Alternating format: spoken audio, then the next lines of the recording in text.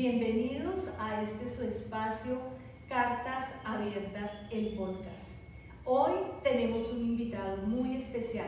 Me encuentro en este momento con el pastor Jairo Navarro en Chocontá, Cundinamarca. Pastor, gracias por este espacio que usted nos brinda, por el recibimiento que nos ha dado. Bueno, un saludo para todos ustedes en esta mañana, para este hermoso trabajo Cartas Abiertas. Saludo para ellos, para su merced, gracias.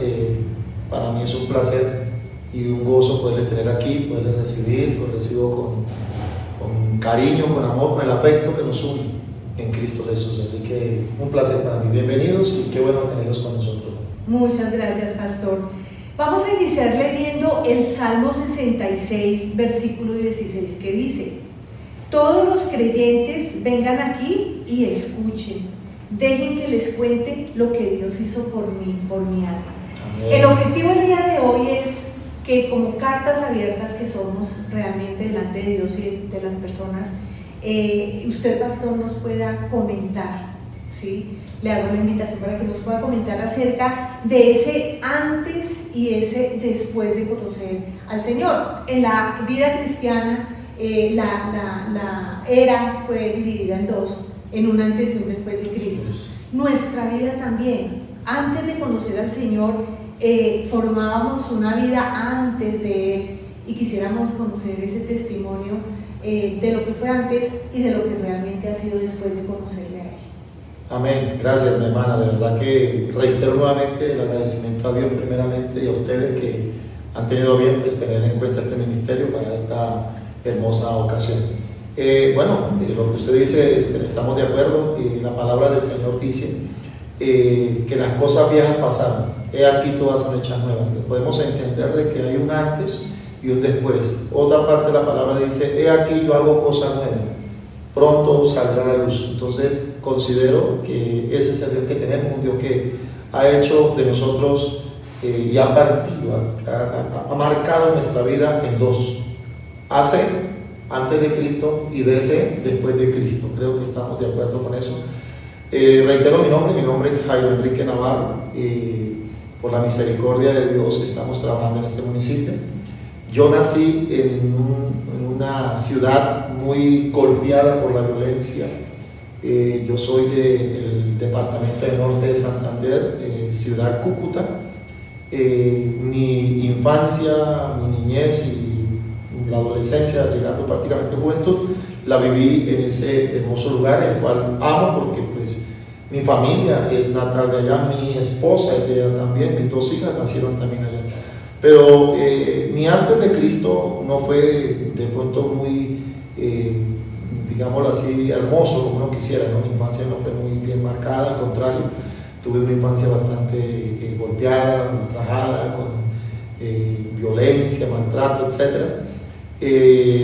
A la edad de 9 años tuve que salir a trabajar. Mi juguete fue un bulto para cargar en la plaza de mercado, porque pues tuve un padre que desgraciadamente no fue en aquel momento responsable. Yo soy el mayor de 4 hermanos, entonces mi responsabilidad era traer algo para la casa, ya que pues la parte paternal estaba ausente.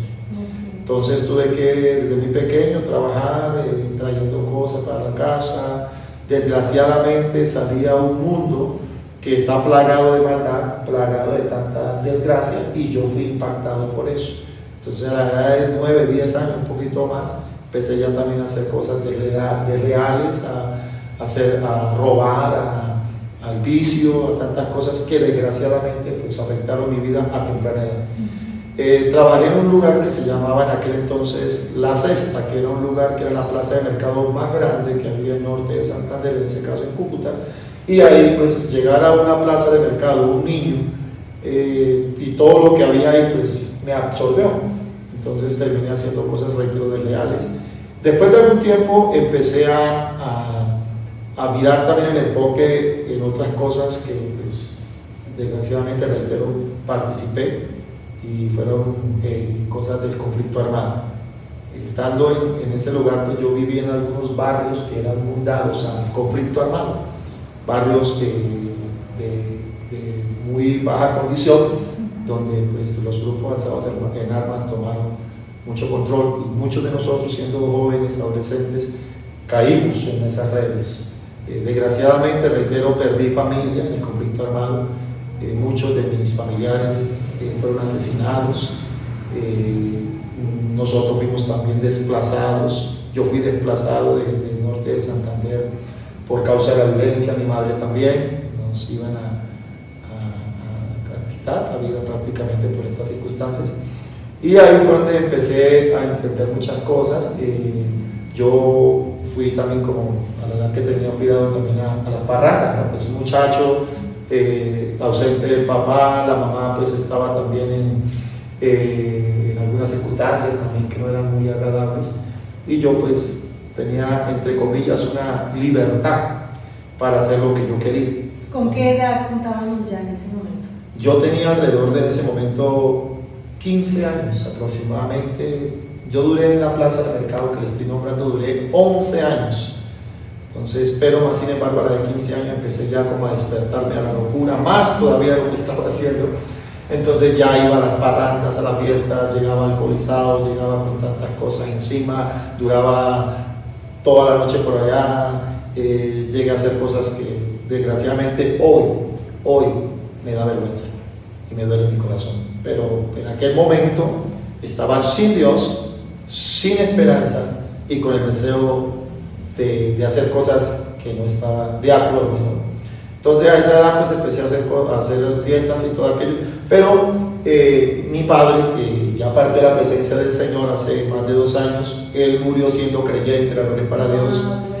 Él conoció al Señor, se convirtió, él empezó a llevarnos a la congregación. Pues yo con él, vuelvo y reitero, no tuve una muy buena relación, pero él me invitó y yo alcancé a ir a algunas oportunidades, pero en aquel entonces yo miraba al predicador con desprecio por algunas cosas y también por la circunstancia mía, ¿no? Porque uno, si usted mira la escritura, hermana, la Biblia habla de un hombre que tenía 2000 demonios, un solo hombre. Entonces nos damos cuenta que muchos de nosotros en aquel entonces no teníamos 1 ni 2 demonios. Había muchas obras demoníacas en nosotros que nos impedían, aunque quisiéramos, nos impedían buscar a Dios. Porque realmente yo lo digo porque lo viví. En mi experiencia de estar en pecado y en esas situaciones que yo hice y practiqué, en algún momento mi corazón como que reflexionaba y decía, yo quiero salir de esto, yo quiero cambiar, yo no quiero ser más esa persona que sigue haciendo esto, porque ya siento que nada de esto me llena. Y sentía que algo no se lo permitía. Exactamente, algo me detenía. Y yo pasaba por el frente de algún templo evangélico y yo sentía en mi corazón el anhelo de entrar, pero no podía. Y se cumple lo que dice la palabra del Señor, que el que practica el pecado, esclavo es del pecado. Y hay personas que, como practican el pecado, aunque quisieran dejarlo, no pueden porque son esclavos de lo que están practicando. Entonces, por ejemplo, yo aquí en Chocotá tengo personas que están dadas a la droga, son adictos a la droga, y yo hablo con ellos, oro por ellos. Yo les digo, ¿usted por qué no suelta? No me dice, digo, es que no puedo. Yo quisiera, pero es que yo dejo de fumar un par de ratos o de días y no puedo. Hay algo que me atrae, me seduce, me provoca, me incita a hacerlo y no tengo control.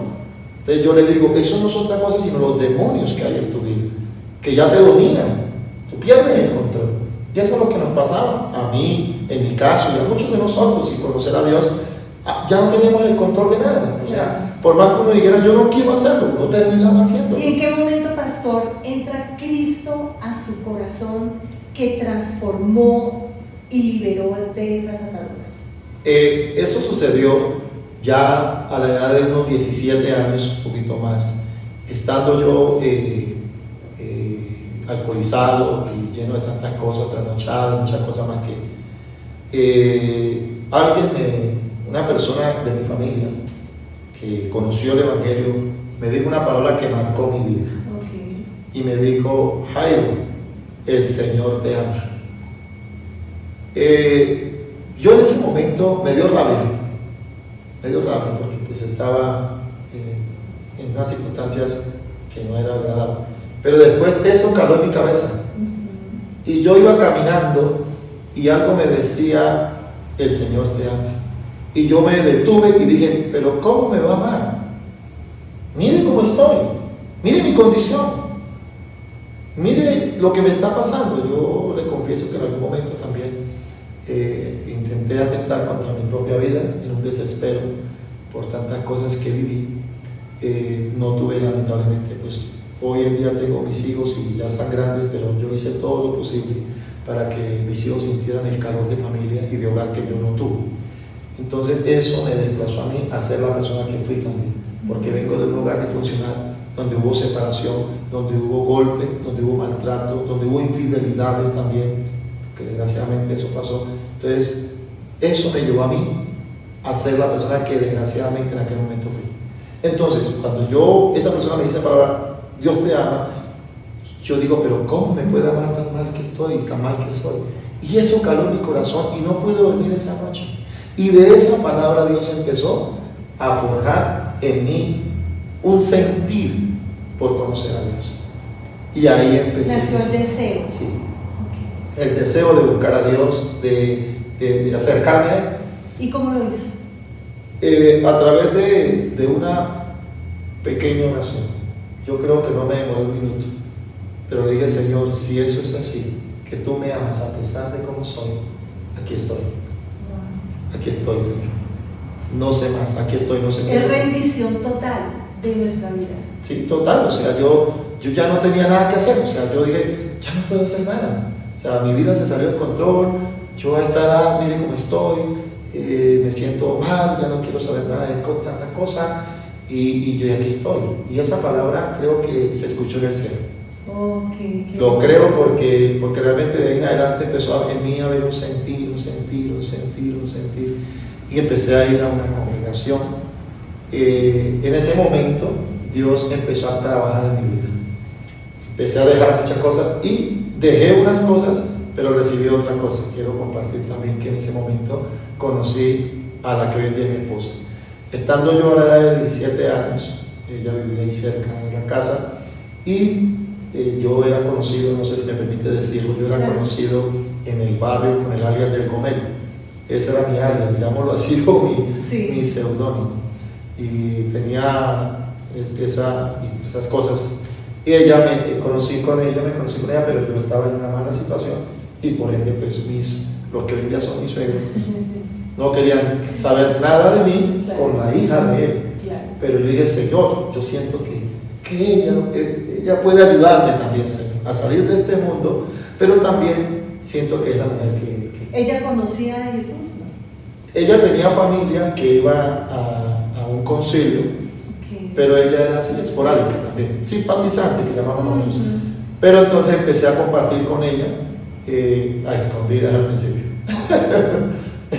Pero después ya Dios empezó a dar testimonio de la fe que yo tenía, y la familia de mi esposa empezó a hacer cuenta que yo ya no era esa persona que había sido, sino que ya había habido una transformación. Se comenzó a dar fruto. Exactamente, lo que la Biblia llama, cuando Juan el Bautista estaba bautizando y llegaron los fariseos, él les dijo, ¿ustedes por qué quieren ser bautizados?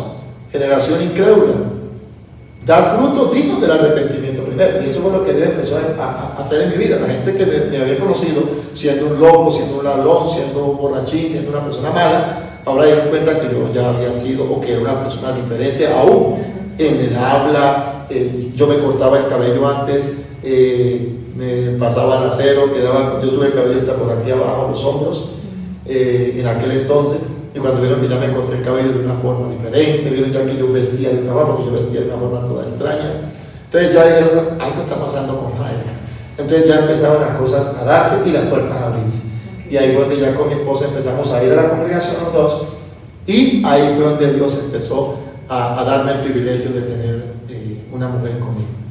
Y ella fue la que Dios usó para ayudarme a un cambio que hoy en día agradezco a Dios y a mi familia.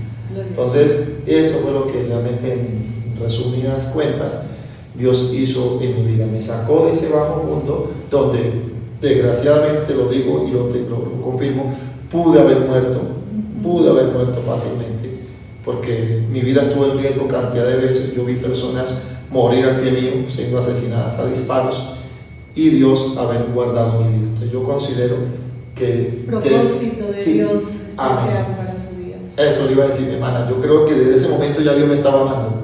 Aunque yo no lo conocía, ya Él me estaba amando. Porque me guardaba la vida, me guardaba de perder mi vida o aún alguna extremidad de mi cuerpo, haber quedado ciego, haber quedado mudo. Pero Él me necesitaba sano, Él me necesitaba en óptimas condiciones porque Él conoce nuestro futuro. Amén. Aunque nosotros ni siquiera sabemos de Él. Y Él ya fue a mi futuro en aquel entonces. Dijo, es que tú vas a ser pastor, tú vas a ser predicador, tú vas a ser una persona que yo te voy a llevar a otros lugares, porque yo estaba en Cúcuta. Yo jamás pensé estar en Sucontá, jamás pensé estar en Tocancipá, nunca. Entonces se dan cuenta de eso. Pastor, ¿cómo usted puede discernir ese llamado? Yo entiendo, digamos, que nosotros conocemos a Cristo y viene un proceso también, ¿no? En nuestra vida, realmente de conocerlo a través de su palabra, de procesos que las mismas iglesias llevan. ¿En qué momento de su vida usted entiende que hay un llamado para pastor? Bueno, la pregunta es excelente, hermana, gracias, de verdad que esta oportunidad es una oportunidad muy bonita para mí. Habiendo conocido ya el Evangelio, nos bautizamos en la iglesia, después de, claro, un tramo que te estoy obviando, pero es una realidad y es el discipulado, sí, una formación integral, porque no es la idea no es meter un pecador seco, sacar un pecador mojado, o meter una persona y, no, yo me bauticé, pero sigo siendo la misma persona. No, algo tiene que quebrarse, algo tiene que suceder. Entonces, después de que me bauticé, el Señor me bautizó con su Espíritu Santo, gloria a Dios por eso, me llenó del Espíritu Santo, tuve la señal que es hablar en otras lenguas como señal, evidencia y otras cosas más. Tuve el fruto del Espíritu, que es amor. Empiezo yo a experimentar cosas. Me casé con mi esposa, claro está, porque nos casamos primero y después nos bautizamos, que es el esquema correcto, ¿no? Entonces, estando ya en una iglesia, sirviendo en una congregación en norte de Santander, el Señor me hace a mí un llamado a través de un sueño. Siento que estoy llevando el mensaje a una cantidad de personas y que yo direcciono a esas personas a una oración, pero pues para mí era algo nuevo, porque yo a la verdad no conocía eso. Cuando en ese momento siento una voz que me hace sentir, a través de lo que me habla, que hay un ministerio. Eso fue en el año 2002, que siento que hay un llamado. El pastor que me estaba direccionando en ese momento, mi pastor, hay una necesidad en un pueblo llamado Salazar, en Cúcuta, muy lindo. Él me dice, vamos para allá, quiero llevarte allá porque siento que tú eres la persona indicada. Nos vamos para allá a trabajar, 2002, y trabajamos unos días. Cuando nos devolvemos y estamos en Cúcuta, él me va a presentar con la autoridad para que la autoridad me dé el aval y yo pueda ser el obrero oficial de ese pueblo. Entonces, cuando nos presentamos con la autoridad, que ya parte de la presencia del Señor, Él nos mira y dice, ustedes todavía no están preparados para ser los obreros de ese lugar. Claro, para mí fue un golpe fuerte, porque el Señor, claro, porque yo siento el llamado y pues tú me diste que, y digo, no, ustedes todavía no están listos. Y doy gracias a Dios por ese siervo, porque si hubiese salido en ese momento, hubiese sido una salida prematura, hubiese sido una salida de pronto llena de emocionalismo, y hoy en día no sería pastor de pronto, porque salíamos antes de que las cosas se den. Usted sabe, y hermana, y todos los que estamos aquí, que el tiempo de Dios es perfecto, ni llega tarde ni llega temprano. Entonces, en ese 2002 yo no me dieron la oportunidad, bueno, seguí adelante, y en el 2003 me vine para Tocancipá por la necesidad económica que se presentó en Cúcuta. Yo oré al Señor, Dios me abrió las puertas en Tocancipá. Llegué a Tocancipá 2003, y después del 2003 apoyé a un pastor en Tocancipá de la misma obra del Movimiento Misionero Mundial hasta el 2012, cuando ya Dios me dijo, este es el momento. Ya estás listo. Estás listo para que seas sobre. Entonces, imagínense todo el tiempo que pasó, desde 2002 hasta 2012, 10 años, para que Dios confirmara y me aprobara. ¿Y su ánimo se mantuvo siempre estable o trataba de derrumbarse un poquito? ¿Cómo fue ese estado de ánimo en ese tiempo de preparación? Bueno, realmente cuando hay un llamado genuino, hermana, porque pues, hay que aclarar también que una cosa es un llamado genuino y otra cosa ya es una emoción o alguien que lo ve como un trabajo, como un empleo, porque hay gente que llama el pastorado como un empleo. Entonces dice, voy a emplearme como pastor. esto no es para todo. Que allá me va a llegar mucho dinero. Sí, exactamente. Es pasar la bolsita y listo, 30 sillitas, un letrero y ya me... No, yo pienso y considero que la Biblia lo dice en Juan 10, que hay dos tipos de predicadores. Está el pastor que su vida da por la oveja y está el asalariado. Entonces yo veo en esta hora que cuando uno tiene un llamado de Dios, una vocación, un llamado genuino, uno espera y se forma. Si usted mira cuando el Señor llamó a los 12, dice la palabra que no lo sacó a trabajar hasta que le dio instrucciones y le dio autoridad. Entonces yo pienso que lo que yo estaba en esos 10 años era que Dios me estuviera dando instrucciones, capacitándome para el momento ideal de salir. Entonces no hubo de pronto, hermana, como su merced lo acaba de anunciar, de pronto no hubo en mí ese desespero, porque ya Dios me había dicho, tienes el llamado, bien, listo, perfecto, lo tengo, listo, ya esto es real, Señor. En el tiempo preparado. Exactamente. Y en el 2012 hubo el llamado. Entonces hubo la necesidad aquí en Chocontá, porque el pastor que estaba anteriormente tuvo que retirarse por algunas circunstancias de salud de su esposa. Entonces Dios me confirmó, me dijo, hijo, esta es tu oportunidad. Okay, pastor. Y en 2012 llegamos a este lugar con mi esposa, también mi esposa, que también Dios le confirmó el llamado, porque seamos conscientes que aunque el llamado es pastoral, no puedo salir a trabajar a la obra si mi familia no me camina. Porque, ¿de qué me sirve? Porque yo pienso, y soy consciente en esta hora, que las ovejas que yo más debo de cuidar no me llaman a mi pastor, me llaman padre, me llaman esposo. Entonces yo pienso que si mi familia no hubiese tenido la misma vocación o el mismo llamado, la misma necesidad, yo no estaría pastoreando. Entonces yo salí al pastor a la obra del Señor porque yo me senté con mi familia, le dije a mi familia, esposa, hijos, hay una necesidad que suplir en cierto pueblo. Ustedes saben que Dios nos dio el llamado, pero yo quiero saber si con ustedes puedo contar. Si cuento con ustedes, decimos sí a este llamado. Si no, no tengo ningún problema. Lucho por mi salvación, peleo la batalla para que ustedes también sean salvos conjuntamente. Y todos a una voz dijeron, papá, queremos apoyarlo y vamos a salir con usted.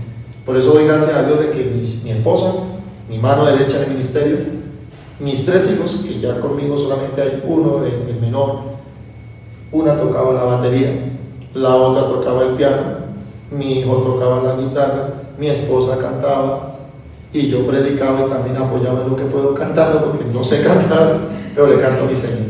Entonces, cuando yo vi ese conjunto de trabajo y ese equipo, yo dije, Señor, esto es tuyo, esto es el llamado. Y hasta el día de hoy, ninguno de mis hijos, doy gloria a Dios por eso, ninguno de mis hijos se ha descuidado ni en su vida espiritual ni en su vida de servicio. Qué bueno, pues. Mi hija que está en Bogotá toca el piano en la congregación, ella asiste, canta. Mi hija que es la mayor que está casada está sirviendo al Señor en el ministerio pastoral también, y mi hijo es el encargado de la adoración y la alabanza en la congregación. Entonces yo pienso que cuando el llamado se hace en común, esto funciona. Gloria a Dios, le damos un gloria a Dios por eso. Pero qué triste es, hermana, cuando uno mira a un pastor predicando en un altar, pero los hijos descarriados. Difícil, es una duele. Y yo lo digo porque yo lloro y oro a Dios mucho por mis hijos, clamo por ellos, así como Job, que hacía sacrificio por ellos todos los días. No sé si alguno de ellos hubiera pecado, ese es mi anhelo también todos los días, Señor, en tu mano están mis entregar hijos. estos hijos en la presencia. Exactamente. Entonces, pastor, perdón, lo interrumpo. No, tranquila, qué pena. En todo este caminar, ¿cuál ha sido ese mayor desafío como pastor? El que usted ha tenido que afrontar, que usted dice, Señor, definitivamente esto es un desafío para mi vida. Bueno, me imagino que hay muchos, sí, uno. Sí, hay muchos, hermanito. Pero yo pienso que el desafío mayor que uno tiene, lo he visto con las personas que anhelan servirle al Señor y no pueden. Lo he vivido en Chocontá desde hace muchos años. Tengo personas aquí en la congregación que quieren servir al Señor y se les siente el anhelo, o sea, un desespero en su alma, un deseo. Así me pongan a mover esta silla, yo la muevo para allá, pero déjenme mover la silla. ¿Y cuál es el motivo por el cual no pueden? Porque no tienen la vida solucionada. Por ejemplo, hay personas que yo quiero servir al Señor, pero no me he podido casar porque mi pareja es inconversa y no quiere casarse conmigo, y no la quiero dejar porque la quiero. porque es el papá de mis hijos, soy la mamá de mis hijos. Entonces, yo veo que eso es como, se ha vuelto para mí, lo parte ministerial, un desafío. Porque yo veo a esa persona que dice, pastor, póngame por lo menos a hacer unas 3 empanadas, yo las hago. Pero yo quiero servir al Señor. Yo le digo, hermano, hermana, órele a Dios y hable con él y diga, Señor, yo quiero que me arreglar mi situación, porque quiero servirte. Entonces se ha vuelto para nosotros un reto, un desafío. Varias familias tengo, varias parejas tengo que están pasando ese flagelo y aman a Dios, y aman a Dios de corazón. Uno mira a esa persona que llega por la puerta y uno la mira ya llegando aquí, ya quebrantado, y uno mira a personas que tienen todo, casados, hasta llenos del Espíritu Santo, gente que puede servir y cruzado de brazos, indiferentes. Y uno dice, Señor, ¿por qué no le quitas a este? Y dale. Y le das al otro. Claro, porque, y eso es lo que ese es el desafío, hermana, que personalmente, aunque hay mucho, como usted lo acabó de nombrar, pero para mí el enfoque, no sé si es porque por la necesidad de uno de ver las almas cada día más firmes, porque pues el pastor tiene un trabajo y es cuidar la grey y velar por ella.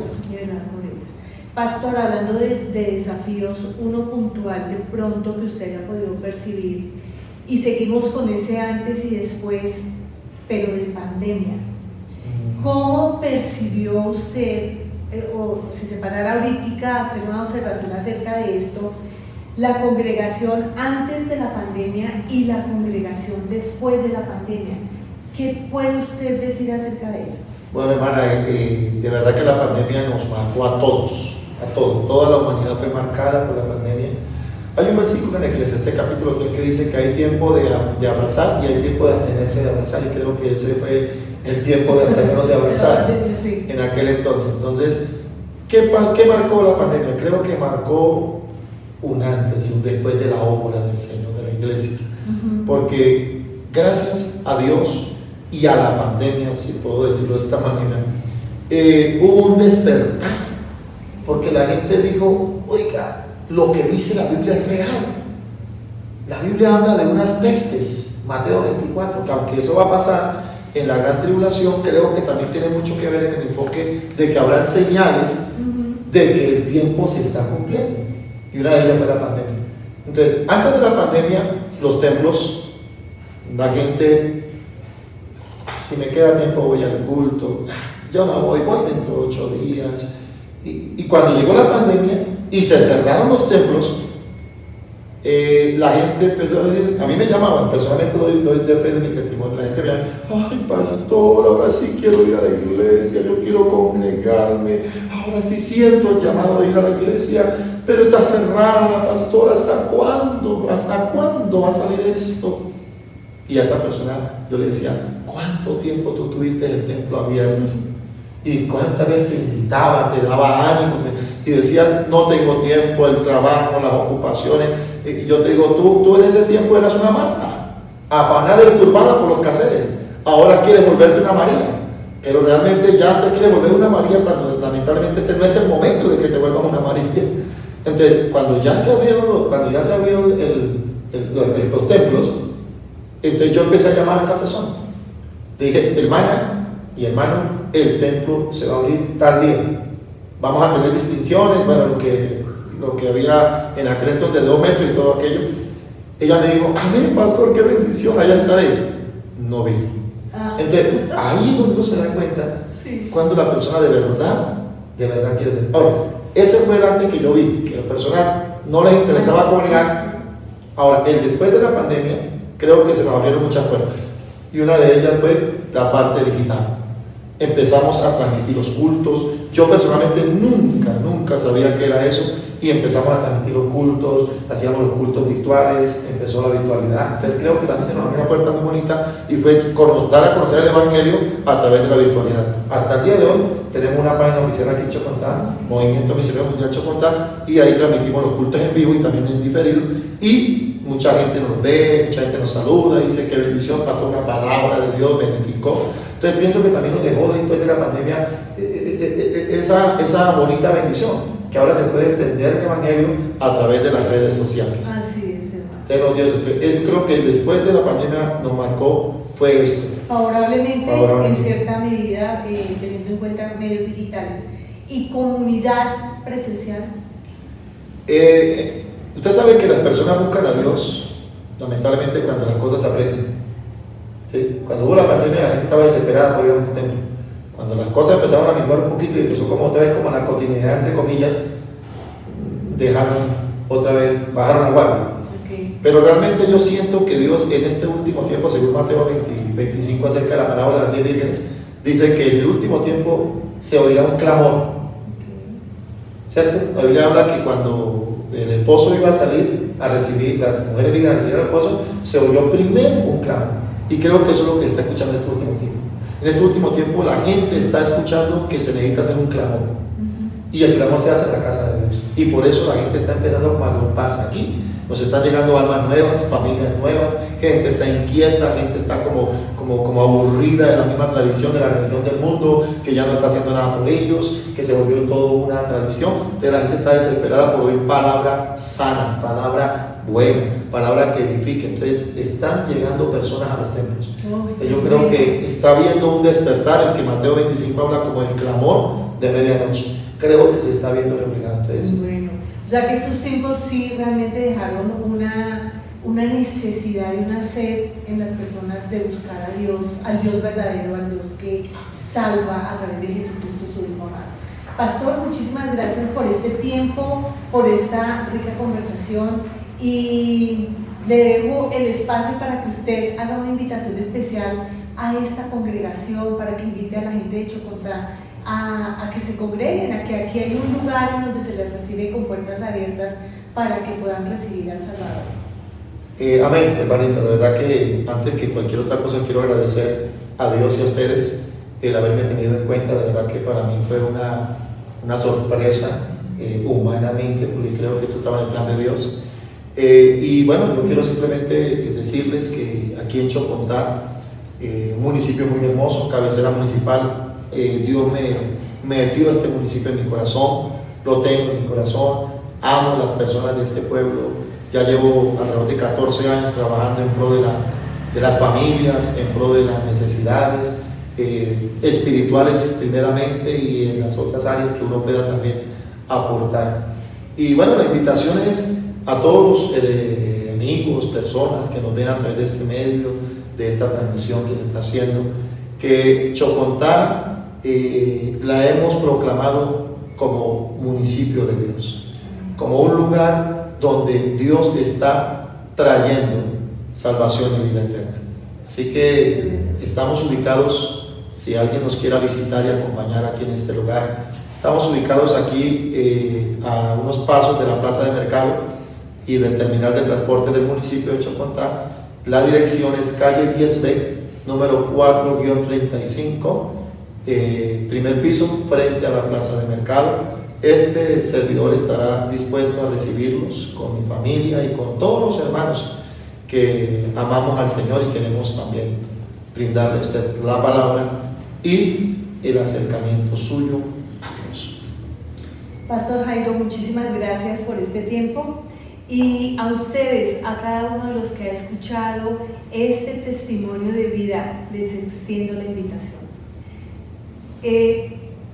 Cristo es el Salvador personal, no hay otro camino, y la palabra del Señor nos dice que de tal manera Dios Padre nos amó que entregó a su único Hijo para que usted y yo fuéramos salvos. Bendiciones.